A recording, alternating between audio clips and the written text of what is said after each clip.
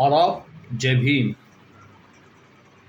हिंगोली के एमपी नागेश पाटिल अष्टीकर, जिनकी शिवसेना शिंदे गट में जाने की चर्चा गर्म है, वहीं पर दूसरी तरफ एमएलसी चुनाव में कांग्रेस ने अपना कैंडिडेट वापस लेकर नांदेड़ में यूबीटी के कैंडिडेट को जो है तो समर्थन दिया था, जो नागेश पाटिल के बेटे हैं, कृष्ण पाटिल। अब कृष्णा पाटिल को समर्थन कांग्रेस ने दिया।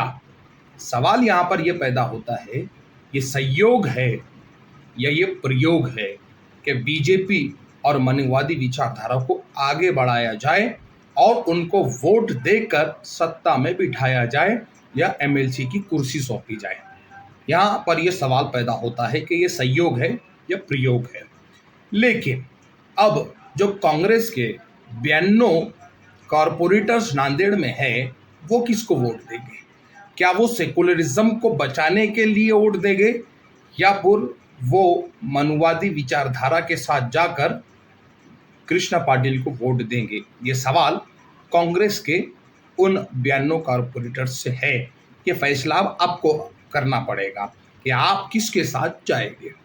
अगर आपको सेकुलरिज्म बचाना है, अगर आपको कॉन्स्टिट्यूशन बचाना है, अगर आपको सेकुलरिज्म फोर्सेस को मजबूत रखना है, तो फिर आपको सीधे सीधे वंचित बहुजन आघाड़ी के कैंडिडेट को वोट देने की जरूरत है, जो सिर्फ और सिर्फ अकेला खड़ा है बीजेपी और बीजेपी जैसी विचारधारा को हराने के लिए।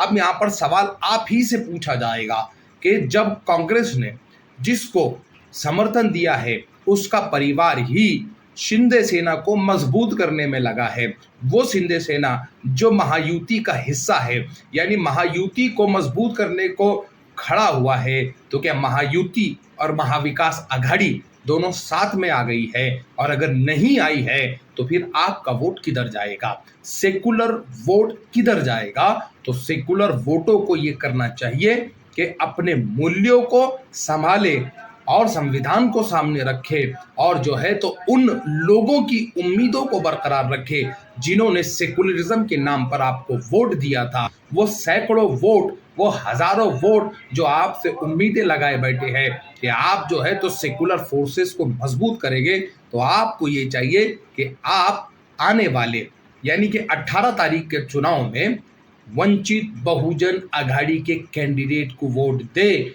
और अपनी सेकुलरिज्म फोर्सेस को मजबूत करने की जो वादा है उसको जो है तो लोगों के सामने साबित करें।